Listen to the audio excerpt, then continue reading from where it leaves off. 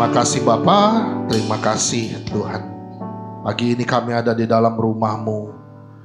Biarlah kami punya kerinduan untuk selalu bersekutu Tuhan. Rindu berjumpa dengan Bapa di dalam hadirat-Mu Tuhan. Terima kasih Tuhan, terima kasih buat pagi hari ini. Terima kasih buat pujian dan penyembahan. Terima kasih buat ibadah siang hari ini Tuhan. Kami menyerahkan sebentar pelayanan firman-Mu ke dalam tangan Tuhan. Bicara Tuhan buat kami di tempat ini Tuhan. Tuhan yang tahu isi hati kami, Tuhan yang tahu pergumulan kami, Tuhan yang tahu apa yang kami perlukan, kami butuhkan Tuhan. Bicara Tuhan supaya hari ini kami boleh dipuaskan. Kami datang dan kami pulang dengan tidak sama lagi. Kami memperoleh berkat-berkat yang daripada Tuhan. Terima kasih Bapa. Pakai bibir lidah mulut hamba-Mu yang tidak ada apa-apanya untuk menyampaikan kebenaran firman Tuhan.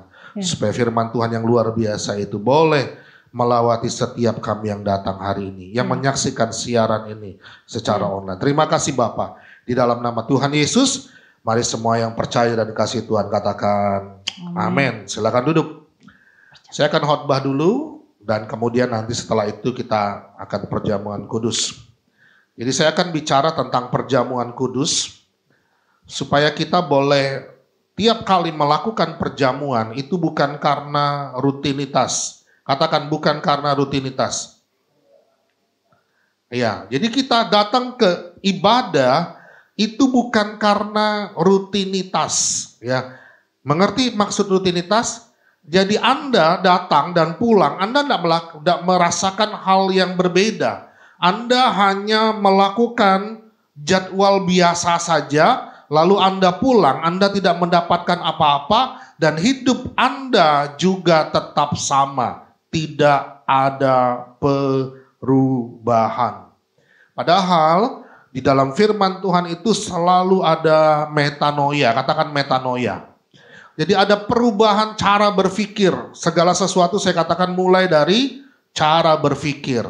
Karena cara berpikir itu menentukan cara hidup seseorang. Cara hidup seseorang menentukan hasil hidup seseorang. Jadi kalau kita menginginkan hasil yang berbeda, maka dimulai dengan cara hidup yang berbeda. Cara pikir yang berbeda. Jadi segala sesuatu dimulai dari cara berpikir. Cara berpikir seorang pemimpin dengan cara berpikir seorang yang tidak memiliki jabatan apapun tentu berbeda. Cara berpikir seseorang yang punya tanggung jawab yang besar dengan cara berpikir orang yang tidak memiliki tanggung jawab tentu berbeda.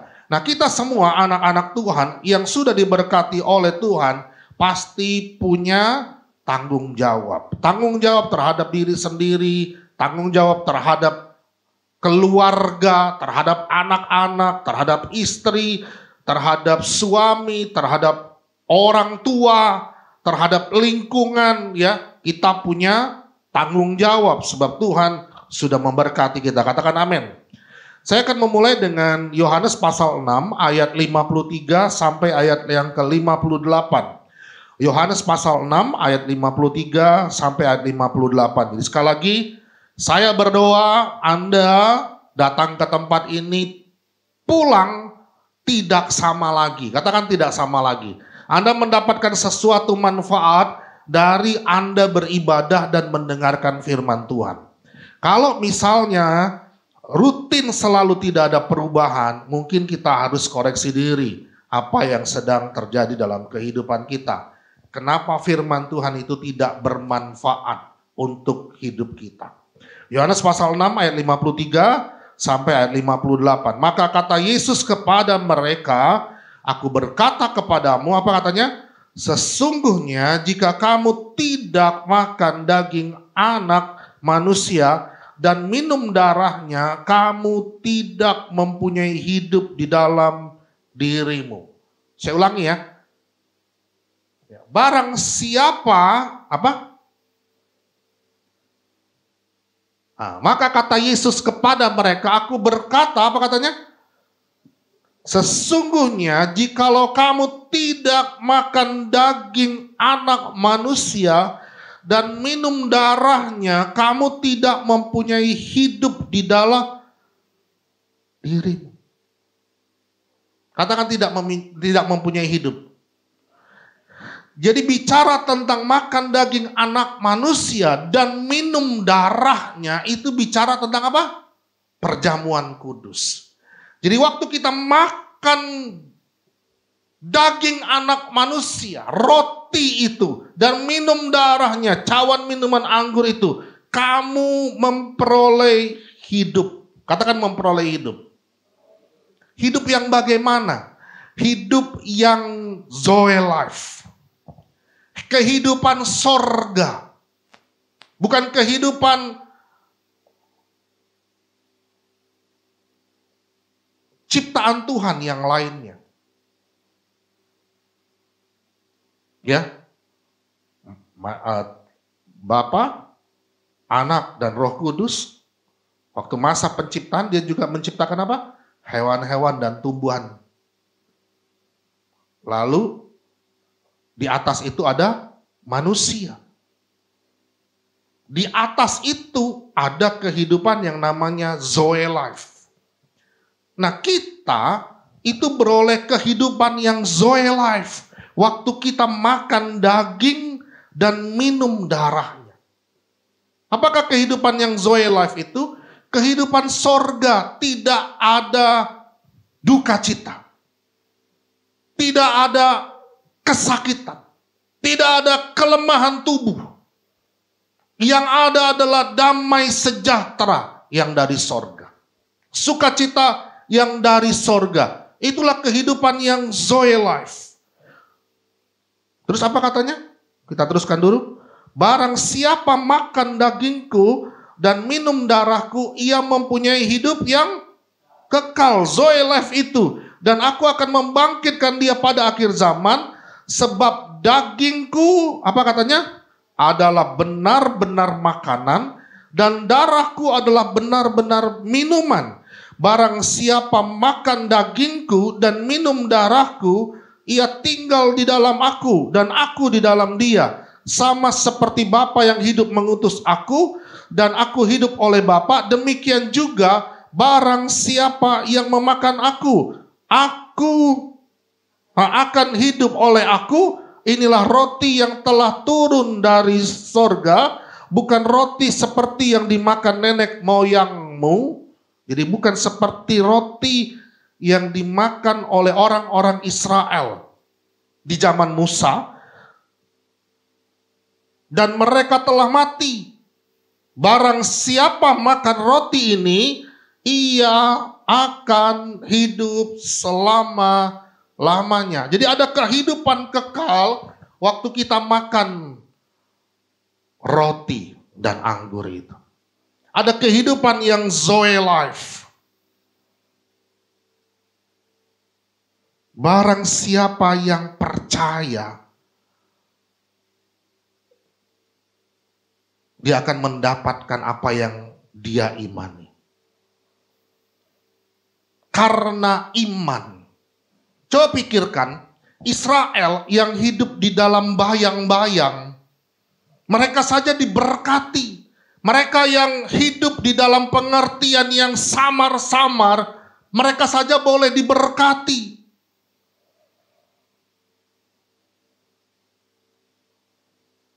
Waktu Israel sehari sebelum keluar dari tanah Mesir, apa yang mereka lakukan? Tahu? Sudah berapa lama jadi orang percaya? Sejak kandungan ibuku. Apa yang dilakukan oleh bangsa Israel sebelum keluar dari tanah Mesir? Apa yang Tuhan perintahkan kepada mereka? Perjamuan Paskah. Perjamuan Paskah. Jadi mereka harus menyembelih seekor domba lembu jantan. Lalu kemudian apa? Mereka memakan dagingnya dan kemudian mengoles darahnya di pintu gerbang rumah mereka. Jadi sehari sebelum mereka keluar dari tanah Mesir,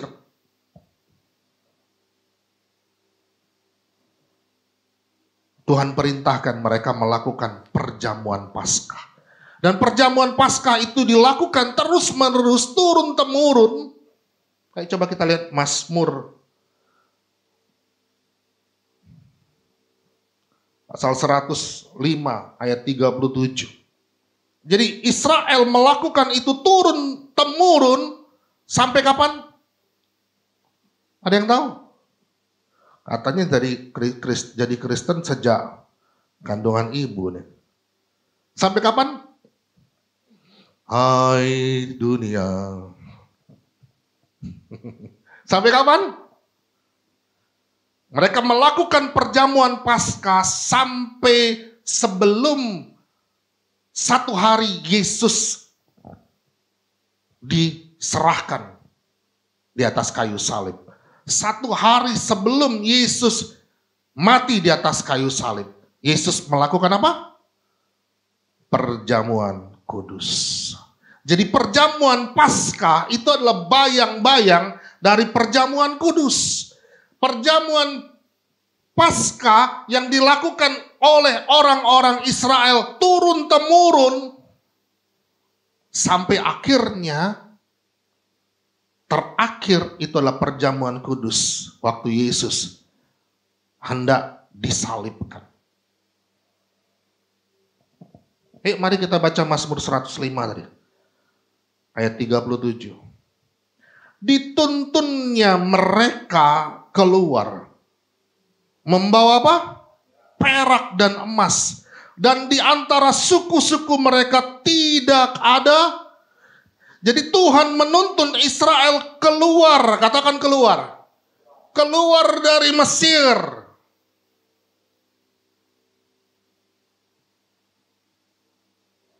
Lalu apa katanya? Mereka membawa perak dan emas. Itu yang pertama. Jadi satu hari setelah mereka melakukan perjamuan Paskah, Israel ini bangsa budak. Selama ini mereka menjadi budak Mesir. Tapi mereka memperoleh apa?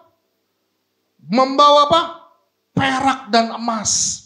Jadi setelah mereka melakukan perjamuan Paskah, mereka diberkati. Katakan diberkati. Diberkati oleh siapa? Diberkati oleh Mesir. Wow. Selama ini mereka menjadi budak bagi Mesir. Tapi oleh karena kasih karunia Tuhan, Tuhan buat Mesir, orang-orang Mesir berbaik hati kepada mereka, lalu memberkati mereka dengan perak dan emas. Setelah mereka melakukan perjamuan kudus, setelah mereka melakukan perjamuan Paskah, mereka sangat diberkati, katakan sangat diberkati.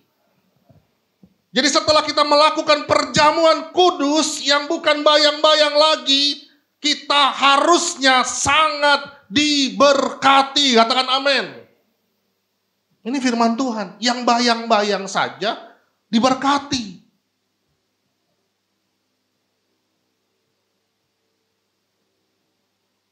Saya dan Anda memiliki Yesus. Mereka memiliki Yesus? Belum. Yesus belum lahir. Yesus belum mati dan bangkit di atas kayu salib.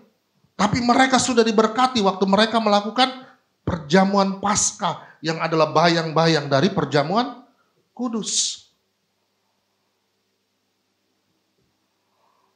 Ini adalah sebuah rahasia yang mungkin sering atau tidak pernah Anda dengar. Mungkin pernah kita dengar, lalu kita tidak tahu apa-apa. Karena apa? Karena waktu hamba Tuhan khotbah di depan, kita sambil main handphone, mikirin apa yang ada di rumah, kompornya sudah dimatiin atau belum, rumahnya sudah ditutup atau belum pintunya. Sehingga apa? Kita pulang, tidak dapat apa-apa. Kita sama dan sama lagi. Siapa yang salah? Tuhan yang disalahkan. Berkat Tuhan itu ada pada kita. Waktu perjamuan kudus kita lakukan, itu bukan sekedar rutinitas, tetapi ada berkat Tuhan. Sehingga kita sangat diberkati, katakan amin. Bukan cuma sangat diberkati, apa katanya di situ? Dan di antara suku-suku mereka, tidak ada yang tergelincir. Katakan tidak ada yang tergelincir. Bahasa aslinya, weakness of the legs, kelemahan kaki. Setelah mereka melakukan perjamuan Paskah, mereka keluar dari tanah Mesir, mereka tidak ada yang sakit, mereka tidak ada yang mengalami kelemahan lutut, kelemahan kaki. Ya, kenapa kelemahan kaki? Jadi menurut medis, waktu seseorang mengalami penuaan, yang pertama kali mengalami kelemahan apa? Kaki. Umur mereka waktu itu berapa? Coba cari tahu ya. Berapa tahun waktu umur mereka waktu keluar 2 juta orang lebih bangsa Israel keluar dari tanah Mesir itu berapa umur mereka? Tapi dikatakan mereka tidak mengalami apa? Kelemahan kaki. Mereka tidak ada yang tergelincir. Jadi mereka sangat sehat, katakan sangat sehat. Jadi setelah mereka melakukan perjamuan Paskah, mereka sangat diberkati dan sangat sehat, katakan amin.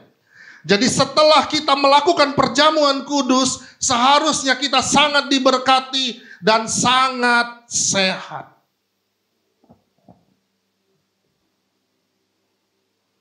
Saya mengerti waktu khotbah ini disampaikan, mungkin di dalam hati Anda ada pembicaraan secara pribadi. Anda berpikir dengan cara berpikir Anda, atau Anda mengingat yang biasa Anda dengarkan. Coba kita baca Ibrani 11 ayat 28. Bagaimana Israel keluar dari tanah Mesir? Yuk kita baca sama-sama. Bagaimana Israel setelah melakukan perjamuan Paskah? Bagaimana mereka melakukan perjamuan Paskah itu? Yuk kita baca sama-sama. Ibrani pasal 11 ayat 28. 1, 2, iya. Karena iman maka ia mengadakan Paskah dan pemercikan darah supaya apa? Supaya pembinasa anak-anak sulung jangan.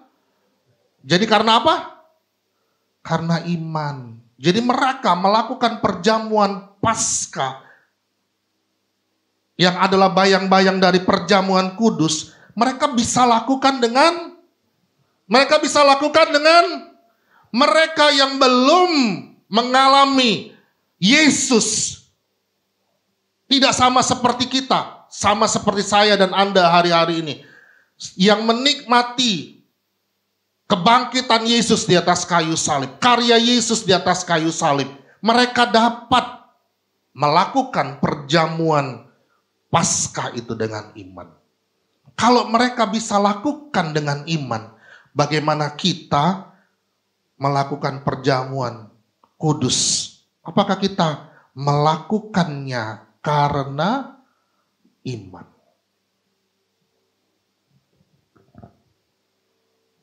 Yuk coba kita lebih dalam lagi.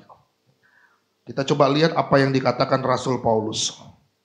1 Korintus 11 ayat 26 dan 27. Saya berharap setelah dengar khotbah hari ini, waktu kita melakukan perjamuan kudus, kita melakukannya dengan cara yang benar. Anda mengerti maksudnya. Anda tidak seperti kebanyakan orang melakukan perjamuan kudus. Anda punya cara berpikir yang beda. Anda punya cara pikir yang benar sesuai firman Tuhan. Banyak orang waktu melakukan perjamuan kudus, biasanya bagaimana? Biasanya dikatakan seperti ini. Coba koreksi dulu, jangan main-main dengan perjamuan kudus. Kalau engkau tidak berlayak, jangan lakukan perjamuan kudus. Kalau engkau ada dosa, bereskan dulu dosamu. Betul? Jadi perjamuan kudus itu menjadi apa? Menjadi ketakutan. Terus kepada anak-anak dikasih tahu, jangan makan perjamuan kudus. Kamu belum layak. Pikirkan ini, apakah itu betul? Siapa yang bilang betul? Tolong angkat tangan. Siapa yang bilang salah? Tolong angkat tangan. Nah, yang tidak angkat tangan? Yang angkat tangan cuma 2. Terus yang tidak angkat tangan? Apapun yang saya omong tidak akan angkat tangan. Itu ya gitu ya maksudnya. Tolong angkat tangan. Ini Anda di mana? Iman Anda di mana? Gitu ya. Lilis, di manakah imanmu? Yang benar yang mana? Ya, yang tadi benar enggak gitu? Biasanya yang kita dengar atau yang kita percayai yang bagaimana? Atau kita enggak mau tahu? Ya, udahlah. Asal baca sajalah. Asal pengetahuan sajalah. Firman Tuhan itu sama seperti pengetahuan biasa. Sehingga kita melakukan segala sesuatu, kita tidak dapat apa-apa karena kita tidak ngerti manfaatnya. Ngapain kita melakukan perjamuan kudus? Tidak ngerti manfaatnya.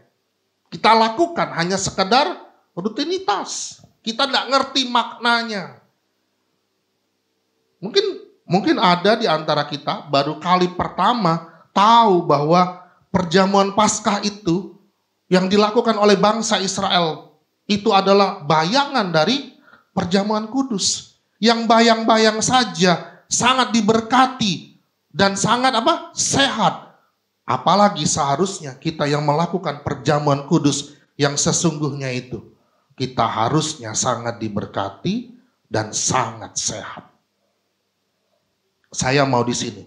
Saya benar-benar mau diberkati dan benar-benar mau sehat. Sangat diberkati dan sangat sehat. Karena saya tahu itu adalah bagian yang Tuhan berikan kepada kita. Jadi Yesus mati di atas kayu salib itu. Supaya apa? Supaya saya dan Anda sangat diberkati dan sangat sehat. Amin.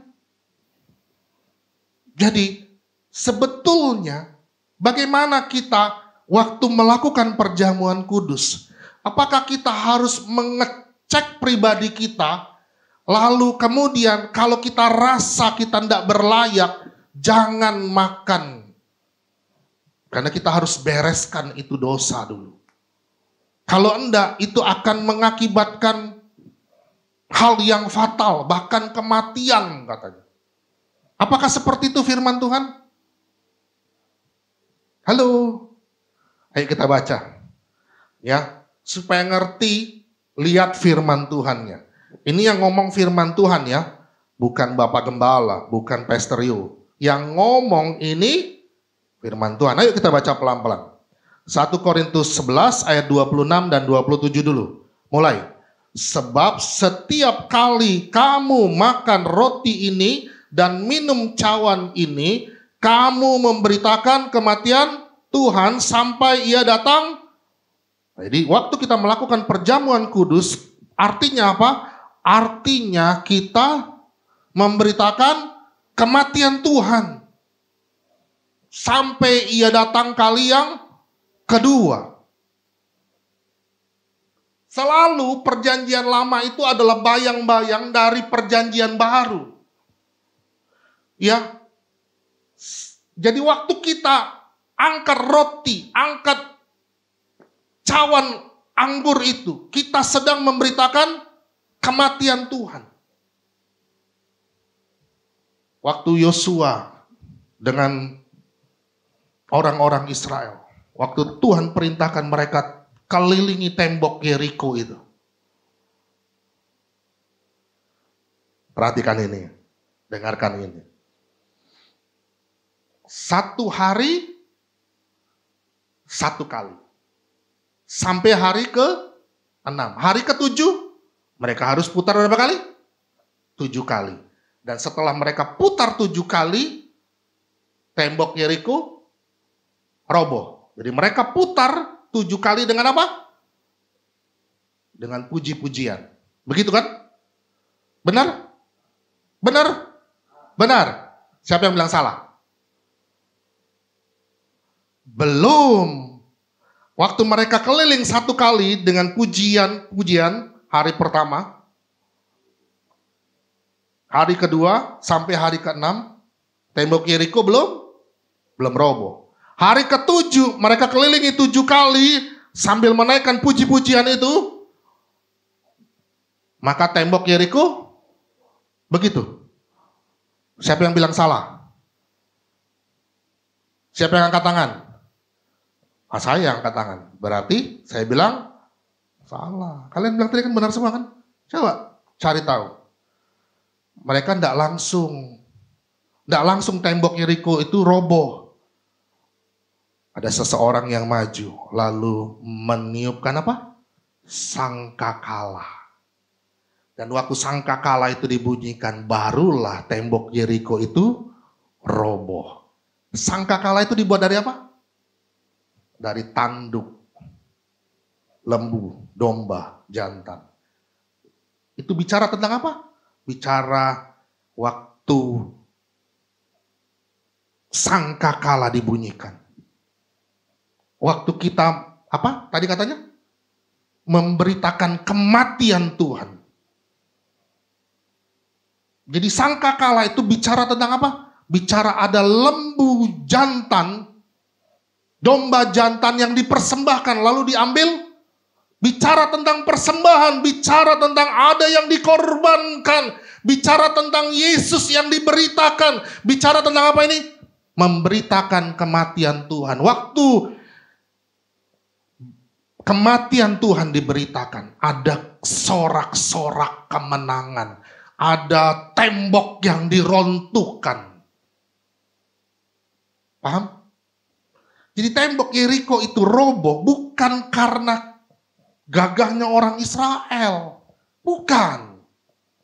Bukan karena usaha manusia. Bukan. Bukan karena puji-pujiannya. Bukan karena apa yang dibuat. Tapi karena sangkakala itu dibunyikan. Karena kematian Tuhan diberitakan. Ada domba yang dipersembahkan. Itu bicara tentang apa? Kematian Kristus Yesus di atas kayu salib.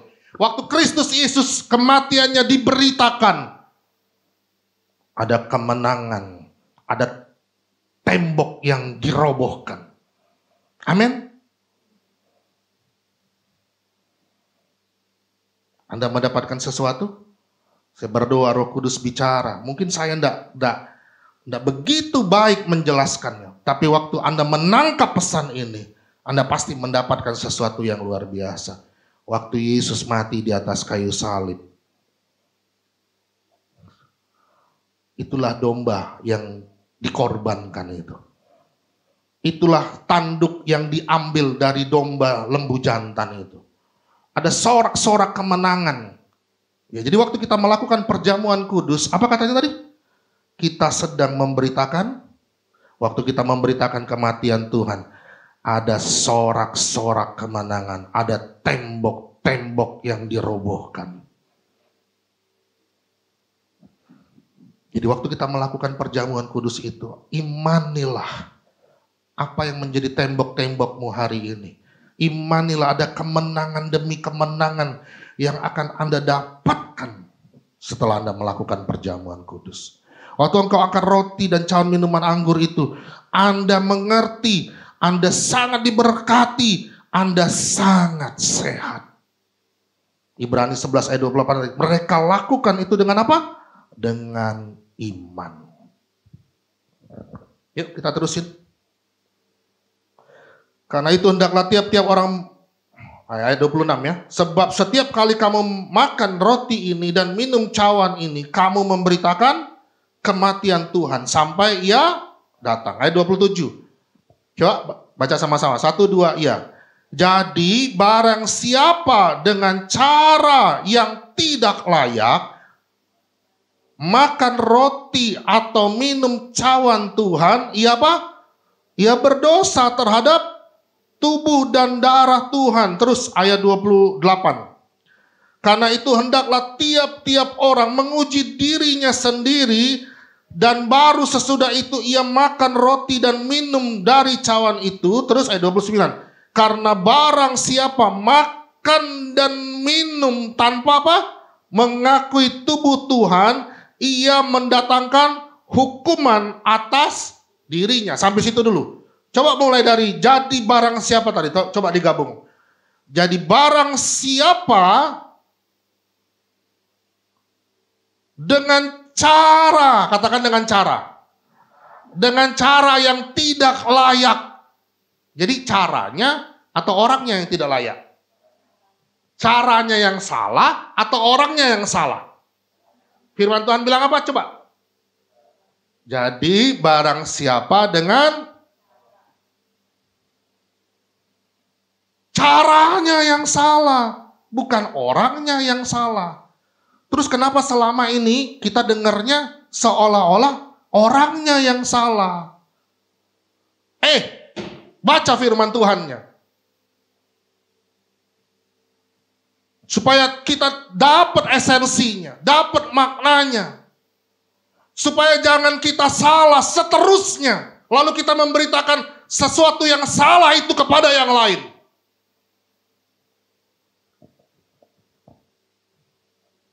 Jadi manfaat firman Tuhan itu jadi tidak ada artinya. Kekuatan firman Tuhan itu jadi tidak ada artinya. Makanya saya berpesan kepada jemaat di sini. Waktu engkau baca firman Tuhan, kau baca dengan penuh kerinduan. Kau baca, kau berdoa supaya Roh Kudus membukakan rahasia yang besar yang ada di dalam firman Tuhan itu. Ini bukan manusianya. Coba pikirkan ini. Dengan cara yang tidak layak. Bukan orangnya yang tidak layak. Pikirkan ini. Perhatikan. Pikirkan ini. Bukankah Yesus sudah mati di atas kayu salib? Lalu menjadi korban yang sempurna itu. Supaya apa? Supaya saya dan Anda layak di hadapan Allah. Lalu kemudian ada orang yang ngomong, kita tidak layak terima perjamuan kudus. Lalu buat apa Yesus mati di atas kayu salib itu? Bukankah dia mati di atas kayu salib itu supaya hidup saya dan Anda berlayak di hadapan Tuhan? Kok sebentar-sebentar bilang kita sudah dilayakkan, lalu waktu hadapi perjamuan kudus kita bilang kita tidak? Berarti tidak konsisten dong firman Tuhan. Jadi Alkitab ini bukanlah Alkitab yang konsisten. Saya percaya Alkitab ini adalah Alkitab yang konsisten. Firman Tuhan yang konsisten. Karena ditulis oleh Roh Kudus lewat nabi-nabi. Yang tidak konsisten adalah orang-orang yang memberitakannya. Karena tidak baca benar-benar firman Tuhan itu. Saya terpaksa harus garis bawahi karena saya harus menekankan kepada jemaat di sini supaya waktu kita melakukan perjamuan kudus kita mengerti kita sudah layak. Waktu Grosel beberapa minggu yang lalu di mana itu? Waktu saya di rumah Pak Yoel, saya bicara tentang justification. Kita tuh dibenarkan satu kali untuk selama-lamanya. Katakan satu kali untuk selama-lamanya.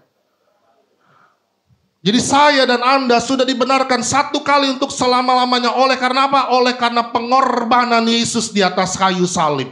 Lalu tiba-tiba kalau ada orang yang ngomong di depan mimbar, bilang kamu belum berlayak terima perjamuan kudus. Pertanyakan siapa orang itu. Iya dong. Kok dia lebih tinggi dari apa yang Yesus kerjakan di atas kayu salib? Iya kan? Pikirkan ini.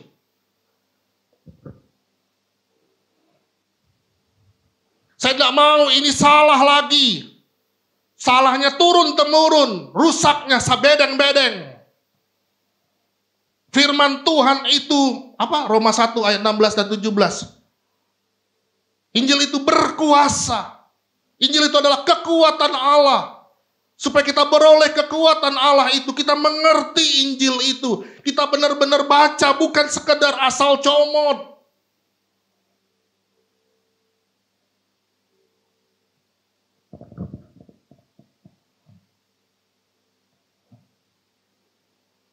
Ada yang tanya, tamatan sekolah teologi mana, Pak? Baca firman Tuhannya dulu yang penting. Ya, kalau salah, kasihan jemaat. Jadi iman yang keliru. Coba ulangi sekali lagi, 1, 2, iya. Jadi barang siapa, dengan cara yang tidak layak makan roti atau bagaimana cara yang tidak layak itu? Coba, karena apa? Karena barang siapa makan dan minum tanpa. Nah, jadi kebanyakan mereka makan dengan cara yang tidak layak itu karena apa? Karena mereka makan dan minum tanpa mengakui tubuh Tuhan. Dan ia mendatangkan atas. Ini siapa yang tulis? Ini apa? Firman Tuhan. Di saya berdoa, setelah ini kita waktu melakukan perjamuan kudus, kita mengerti bahwa kita sudah layak. Firman Tuhan bilang, dosamu merah seperti kirmisi. Tuhan sudah apa? Bayar lunas. Putih seperti salju. Ada yang bisa ganggu gugat apa yang Yesus kerjakan di atas kayu salib? Kok Yesus udah mati, udah bangkit, udah menang, udah duduk di sebelah kanan Allah Bapa. Apakah itu tidak cukup membuat kamu yakin dan beriman bahwa engkau sudah layak di hadapan Tuhan? Kalau engkau masih yakin bahwa engkau belum layak di hadapan Tuhan, untuk apa Yesus mati di atas kayu salib? Sia-sia dong. Dia tidak cukup untuk membayar hutang semua dosa kita. Pikirkan ini. Jadi waktu kita melakukan perjamuan kudus, kita tahu bahwa perjamuan kudus itu bukanlah ketakutan, tapi adalah sebuah kebutuhan. Kita butuh lakukan perjamuan kudus. Supaya apa? Supaya kita memperoleh manfaat dari perjamuan kudus itu. Manfaatnya apa? Manfaatnya adalah kita sangat diberkati. Dan kita sangat sehat. Katakan amin. Karena barang siapa makan dan minum tanpa mengakui tubuh Tuhan, ia mendatangkan hukuman atas dirinya. Sebab itu apa katanya? Banyak di antara kamu yang lemah dan sakit dan tidak sedikit yang meninggal. Jadi waktu engkau sakit, apa yang kau cari pertama kali? Obat. Dokter. Orang gitu ya. Masih ada yang seperti itu di sini? Enggak ada. Puji Tuhan. Saya enggak bilang obat itu salah. Dokter itu salah. Enggak. Ya, waktu vaksin itu disuntikkan. Jadi waktu seseorang kena bisa ular, medis bilang apa? Vaksinnya apa? Bisa ular. Waktu ada wabah, baru-barunya apa? COVID. Jadi ada virus COVID. Lalu apa yang dilakukan? Vaksin itu isinya apa? Virus yang dilemahkan, dimasukkan ke dalam tubuh manusia. Itu belajarnya dari mana? Dari Alkitab, dari firman Tuhan. Firman Tuhan yang kasih tahu. Apa lambang medis? Hah? Ada apa? Ada apa? Hah? Ada apa? Iya, ada salib tembaga itu ya. Dan ular. Itu kapan ada tuh? Di mana itu? Ada yang bisa bantu saya tidak? Di mana itu? Ya, coba pelan-pelan. Kok jadi saya teringat itu. Ayo bantu saya cari. Jangan kalian cuma menikmati. Ayo sama-sama kita belajar.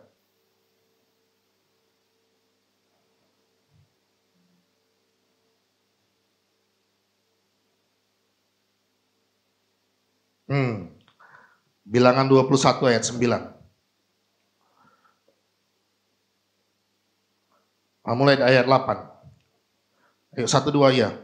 Maka berfirmanlah Tuhan kepada Musa, buatlah ular tedung dan taruhlah itu pada sebuah tiang. Maka setiap orang yang terpagut, jika ia melihatnya, akan tetap hidup. Lalu Musa membuat ular tembaga dan menaruhnya pada sebuah tiang. Maka jika seseorang dipagut ular dan ia memandang kepada ular tembaga itu, tetaplah. Waktu kita ke apotik, apa lambangnya? Ya inilah. Iya kan? Firman Tuhan yang ngajarin.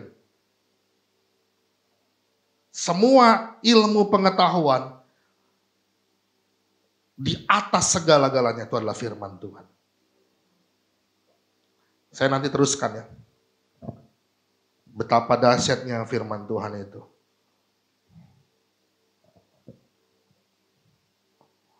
Ya, di atas segala-gala pengetahuan itu, firman Tuhanlah di atas segala-gala.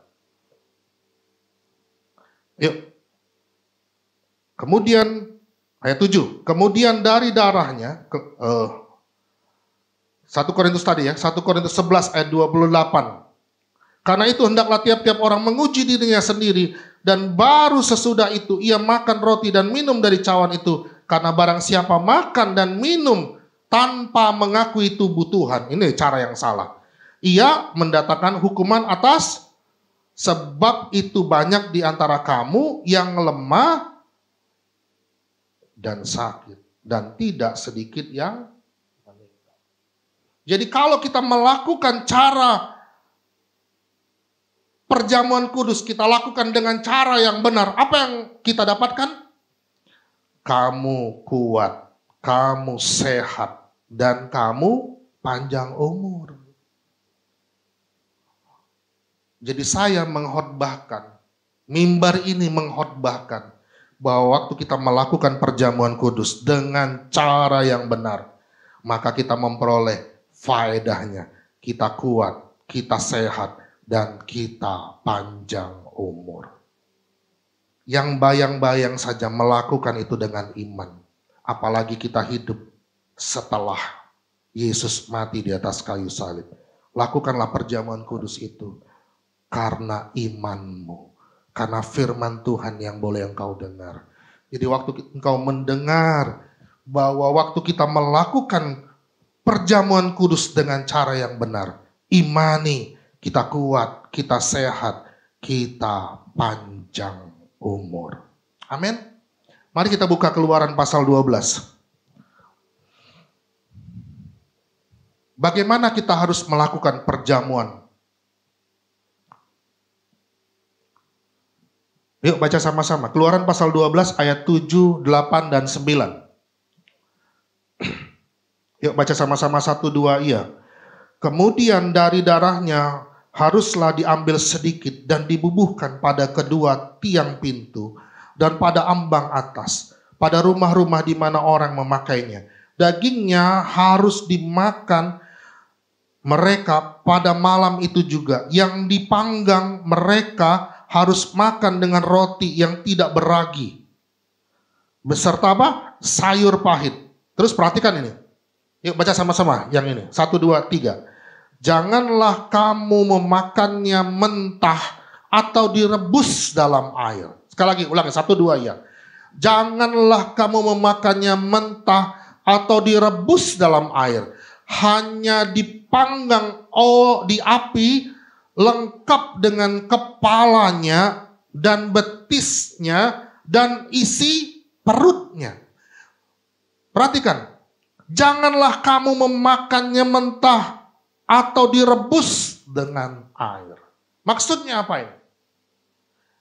Jangan engkau melakukan perjamuan itu tanpa makna. Dengan mentah. Kamu terima perjamuan kudus itu dengan rutinitas. Tanpa mengerti manfaatnya. Kamu lakukan itu dengan mentah. Tanpa pengertian yang benar dari firman Tuhan. Terus apa katanya? Lengkap dengan kepalanya. Waktu engkau melakukan perjamuan kudus. Dengarkan ini. Engkau akan dapat hikmat, ingatan yang luar biasa. Engkau tidak menjadi pikun di waktu tua. Tapi engkau punya berkat, hikmat yang daripada Tuhan. Anak-anak muda, engkau punya hikmat yang dari sorga. Sehingga engkau punya kelebihan dari orang-orang yang tidak melakukan perjamuan kudus dengan cara yang benar. Engkau di atas rata-rata. Kenapa orang-orang Israel waktu itu di atas rata-rata? Daniel, Sadrak, Mesak, Abednego, banyak lagi yang lain. Mengapa mereka di atas rata-rata? Karena mereka melakukan perjamuan Paskah. Sekali lagi, mereka yang melakukan yang bayang-bayang sangat sehat, sangat diberkati. Apalagi seharusnya kita yang hidup setelah Yesus mati dan bangkit di atas kayu salib. Yesus sendiri sudah mempraktekkan bagaimana perjamuan kudus itu dia lakukan sebelum dia serahkan dirinya di atas kayu salib.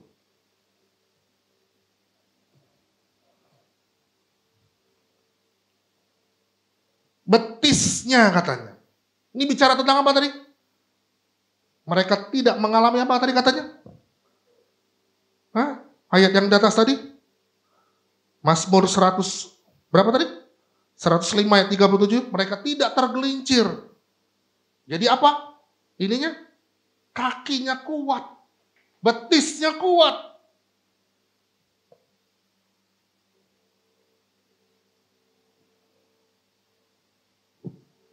Waktu kita memahami ini, waktu kita mengerti ini. Satu lagi coba, Yesaya pasal 53. Yesaya pasal 53. Ayat yang kelima. Harusnya dari ayat ketiga saya coba langsung ke ayat yang kelima. Yuk baca sama-sama. 1, 2, iya. Tetapi dia tertikam karena pemberontakan kita. Dia diremukkan oleh apa? Karena kejahatan kita. Ganjaran yang mendatang keselamatan bagi kita ditimpakannya kepadanya. Jadi Yesus menanggung segala pelanggaran dan dosa kita. Dia dicambuk, dia ditikam oleh karena pemberontakan kita. Dia diremukkan. Pernah nonton filmnya? Pernah diputar ya di gereja-gereja. Wajah Yesus itu hancur lebur. Sebenarnya lebih parah dari film itu. Semaraknya pun tidak, kata Nabi Yesaya. Saya percaya Yesus itu ganteng loh. Dia gambar dan rupa Allah. Seperti kita, ganteng-ganteng dan cantik-cantik. Amin. Pasti dia lebih dari kita. Tapi waktu dia menanggung pemberontakan kita. Dia menanggung dosa kita. Hancur lebur tubuhnya. Hancur lebur wajahnya. Dia tanggung itu semua. Dan kemudian apa? Ganjarannya. Katakan ganjaran. Kita beroleh ganjarannya. Apa ganjarannya? Keselamatan kita. Katakan keselamatan saya. Katakan sebelah kiri dan kananmu, keselamatan kamu. Jadi dia lakukan itu supaya apa? Supaya saya dan Anda memperoleh ganjaran keselamatan. Jadi Anda dan saya benar-benar disebut berlayak, suci dan kudus. Bukan karena perbuatan kita. Karena perbuatan kita tidak cukup baik untuk membersihkan segala dosa kita. Saya berulang kali selalu tanya, ada enggak yang tidak berdosa 1 minggu ini? Tolong angkat tangan. Artinya apa? Artinya tidak ada satupun yang bisa melawan dosa. Artinya apa? Artinya kita butuh juru selamat. Artinya apa? Artinya kita butuh Yesus Kristus. Tidak ada seorang pun yang mampu keluar dari dosa itu. Hanya pribadi Yesus yang mampu menanggung itu semua. Mengalahkan maut itu. Mengalahkan dosa itu. Dan saya dan Anda sekarang, hari ini, waktu Anda percaya kepada Yesus, Anda dan saya ada di dalam Dia. Karena Anda dan saya ada di dalam Dia. Yang suci, kudus, dan berkenan itu. Anda pun suci, kudus, dan berkenan di hadapan Bapa di sorga. Dan itu selama-lamanya. Yesus tidak perlu korbankan hidupnya 2 kali. Betul? Kadang-kadang kita suka salibkan Yesus berkali-kali dengan cara berpikir kita yang salah. Dan itu paling sering di mana? Paling sering waktu dilakukan perjamuan kudus. Banyak orang ngerasa tidak berlayak melakukan perjamuan kudus. Mereka merasa tertuduh seperti orang terhukum. Jadi perjamuan kudus sepertinya hukuman. Padahal perjamuan kudus itu adalah berkat bagi kita yang percaya. Katakan berkat.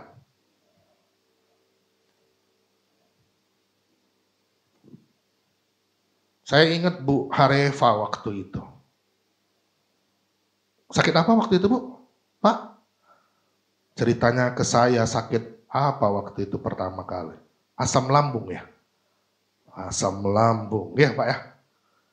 Terus kemudian yuk kita berdoa, kita lakukan perjamuan kudus. Ingat gak Bu? Jadi bukan karena setelah itu ibu ke dokter. Bukan. Tapi karena ibu sudah lakukan dulu perjamuan kudus. Dan perjamuan kudus itu, waktu ibu datang, ibu benar-benar berdoa memohon kesembuhan itu. Dan ibu imani, ibu dapatkan kesembuhan. Kesembuhan itu terjadi. Ibu datang melakukan perjamuan kudus dengan cara yang benar. Waktu kita lakukan perjamuan kudus seperti berapa? 1 Korintus pasal 11 tadi. Dengan cara yang benar.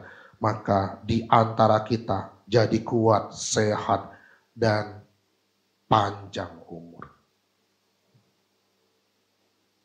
Orang-orang muda, ya, sejak muda engkau punya kecerdasan hikmat yang dari sorga. Sama seperti Sadrak, Mesak, dan Abednego. Karena apa? Karena engkau melakukan perjamuan kudus. Yang ngomong siapa? Firman Tuhan. Dan yang satu lagi yang sering dilupakan. Ini ayatnya belum habis tadi kita baca. Terus. Dan oleh bilur-bilurnya kita menjadi sembuh.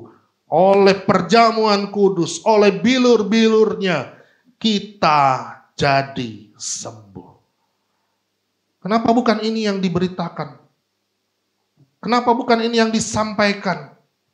Kenapa yang disampaikan bahwa kita tidak berlayak?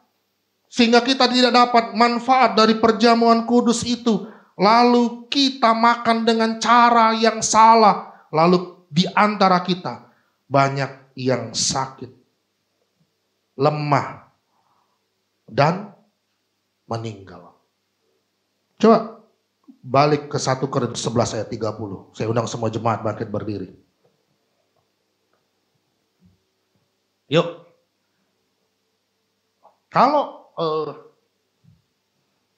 ini negatif sentence-nya.